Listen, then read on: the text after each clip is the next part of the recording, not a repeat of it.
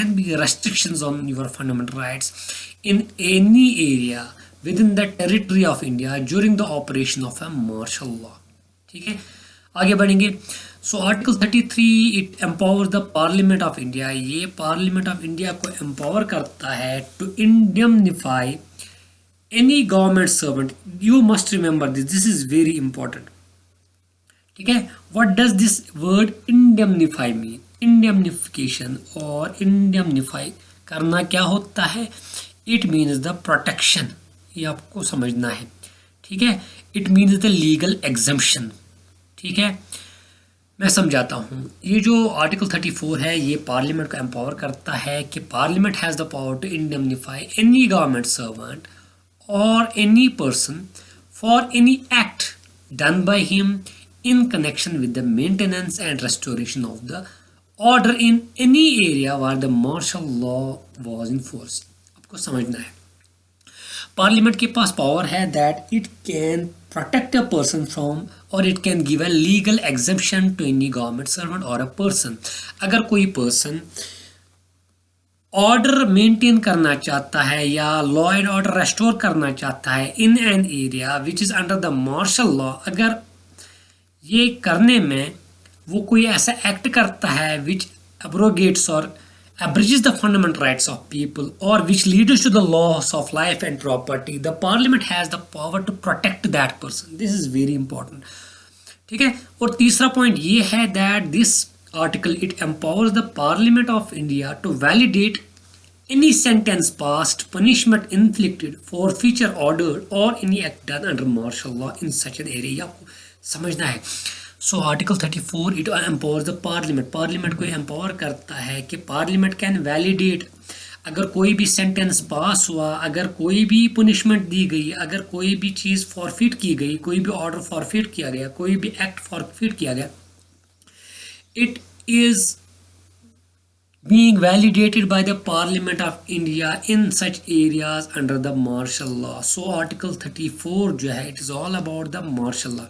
So during a martial law article 34 क्या कहता है? You can impose restrictions on fundamental rights during the operation of, ठीक है, आपके फंडामेंटल राइट्स पे रेस्ट्रिक्शन होती है.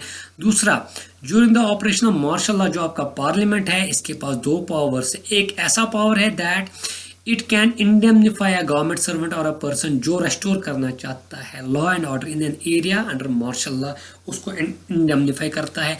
दूसरा, पार्लियामेंट के पास पावर है ये कोई भी सेंटेंस, कोई भी पनिशमेंट वैलिडेट करता है during the operation of the martial law.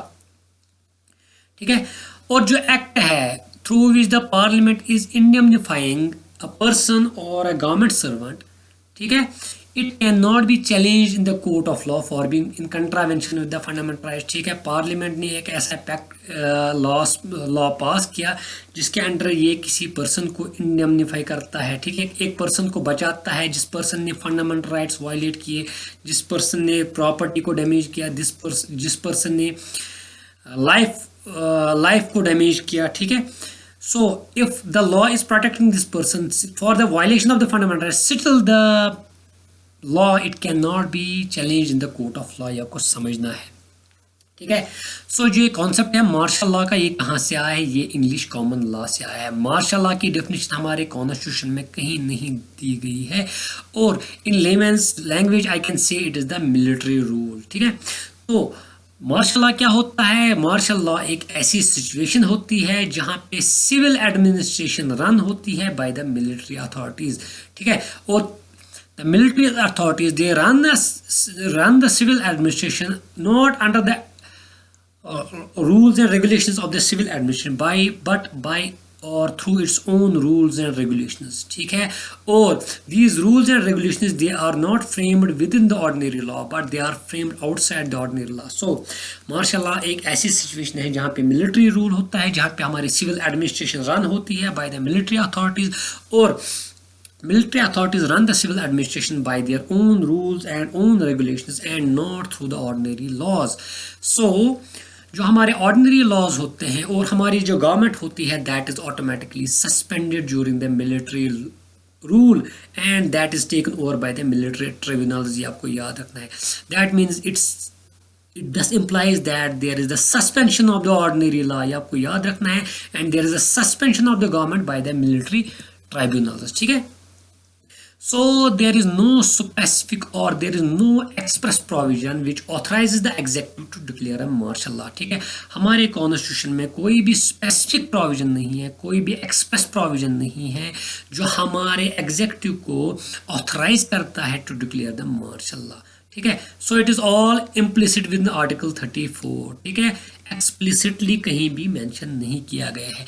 So the martial law it can be declared in any area, ये आपको याद रखना है, within the territory of India.